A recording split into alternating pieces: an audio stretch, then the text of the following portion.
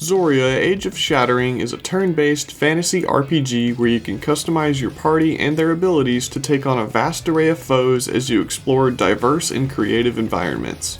I know everyone is hopped up on Baldur's Gate 3, but we need to take a step back and understand this game was created only by a team of 3.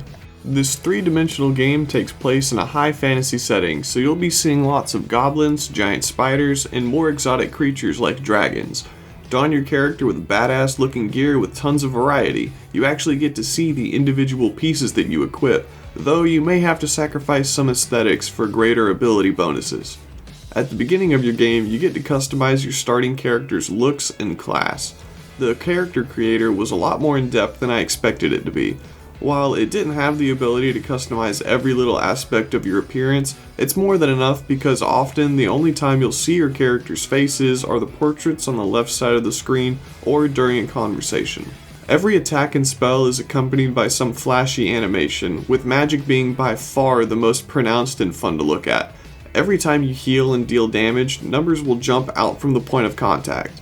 Sometimes, if there's more than one source, they will jumble up on top of one another and make it hard to read, which kind of defeats the purpose.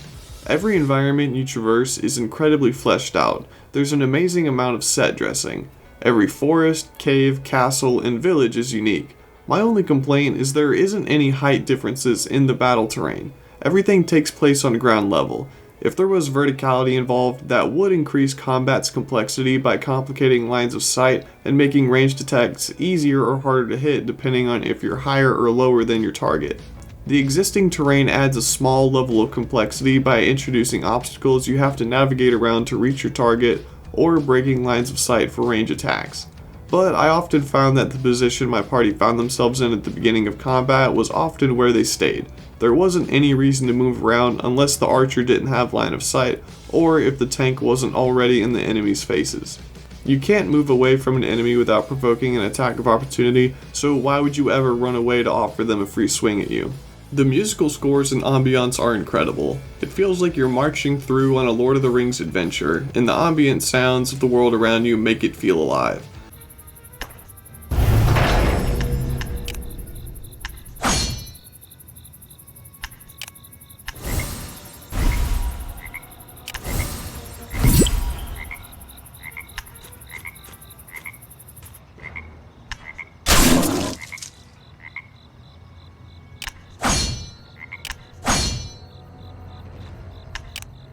The attack sounds leave a little bit to be desired.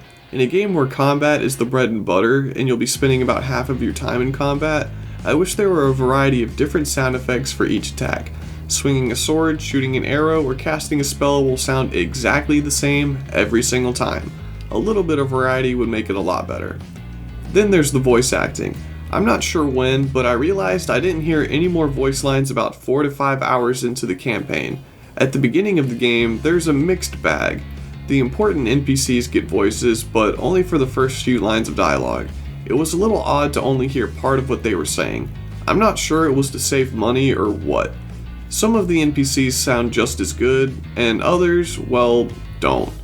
Some really have the emotion behind them, putting on a very convincing display, while others are definitely not professional voice actors, or sound like some nervous 5th grader presenting in front of the class, sounding stiff and lacking any variation, and with some unnecessary pauses. Getting out of Dag Forom unscathed is a feat, but that doesn't make you immortal.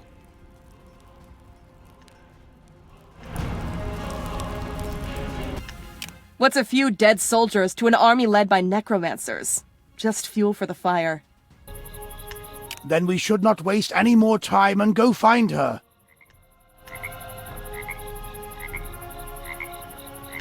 North of where we are right now, that's all I know.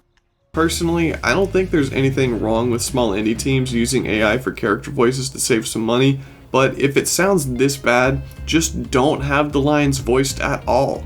99% of the dialogue in this game doesn't have voice acting, so it sounds particularly bad when you hear it because it'll stand out. The narrator who delivers exposition about the world and events around you is the only thing that gets consistent voice acting all the way through, and he sounds great. I can't even tell if it's AI or not. An ambition to conquer the known world and rebuild the Cephurian Empire. A decade of war has shown the kingdom to be Izeria's most formidable adversary. The campfire burns brightly, its light bathing the surroundings in a warm glow. As I mentioned before, this game is a turn-based strategy game. When you're not running about, smashing boxes for supplies, picking flowers, or sifting through word vomit, you'll most likely be fighting something. The turn order in combat is random every time, as everyone rolls for initiative. You get an amount of free movement and 2 action points. These action points can be used for extra movement, using an item or an ability such as an attack or spell.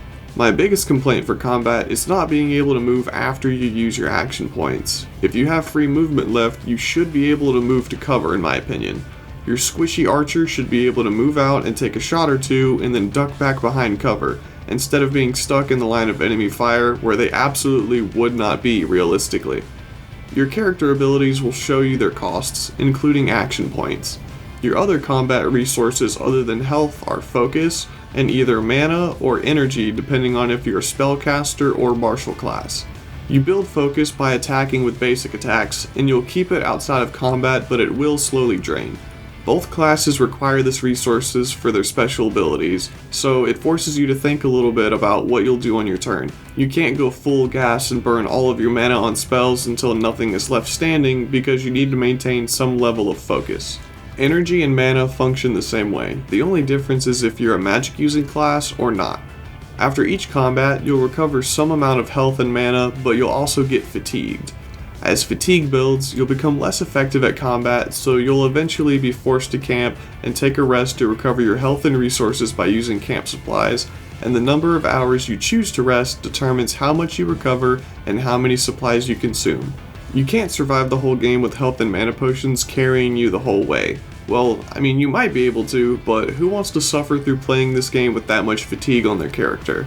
While camping, each class has a special effect that they can tack on depending on how many hours you rest, such as using fewer supplies, recovering from poison, or removing curses, to name a few. You can also use ingredients you'll find throughout the world to create dishes to grant special effects during a rest, such as increasing strength for 30 minutes.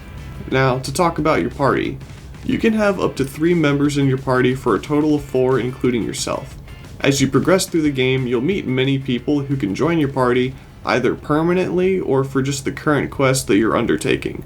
You can control how your party levels up by distributing their skill points and choosing new abilities for them. You can try to come up with something really cohesive, but for the most part, you should be able to win fights no matter what you build into. You can also change your party's formation, controlling how they'll set up when a battle begins. You can configure your tanks to be in the front line and your healers and ranged attackers in the back line. This game also features an upgradable base of operations. You can upgrade your keep to house more companions to hold more people of varying classes. There's also the inn, blacksmith, and alchemy stations to upgrade to give blueprints, recipes, and resources. Your outpost also has a missions table, where you can send your companions off on missions for rewards, but you must fund their expeditions with food supplies and gold. I can tell that a lot of world building went into this game, and the story you play through excites me just as much as my hypothetical daughter's first dance recital.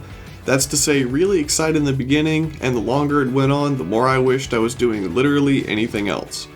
I found myself skipping most of the dialogue after the first few hours because I was overwhelmed with the amount of reading that I needed to do. I'm not here to read things, I'm here to beat up monsters and cast cool spells. Anyway, the premise of the story is there are 2 warring factions, the Azerian Empire and Eleon Empire. For the longest time, they've been stuck at a stalemate, neither being able to deal impactful blows to the opposing side, until the Azerians began using necromancy, being able to raise the dead to send them to battle, and raising fallen soldiers as their slain gave them the numbers advantage by a landslide. This is a pretty cool premise, except for when you start the game, you don't encounter any undead, like, at all. I don't know about you, but I feel like living soldiers are much more valuable than zombies, so if I could throw hordes of the undead at my enemy, I would easily be doing that instead, without a second thought. It's especially odd considering it's the literal premise of the game. Magic was a different kind of magic. Magic has always been a part of war, for as long as wars existed, but its strength limited, always important but never a decisive factor. All that changed with the fundamental shift in how the Azerians used it. Necromancy and death magic. All in all, this game is okay. Personally, I wasn't very gripped by it, but if you have the patience for an ambitious game that doesn't have the kind of polish like Baldur's Gate 3, I could still recommend this to you. It's also only $25, and if you play this game all the way through, you'll get way more than 25 hours out of it. Most of the Steam reviews are positive, and many of them have well over 25 hours. This game is also seeing regular updates and fixes, so there's surely more content coming. And that's all I have for this video. Take care, and I'll see you in the next one.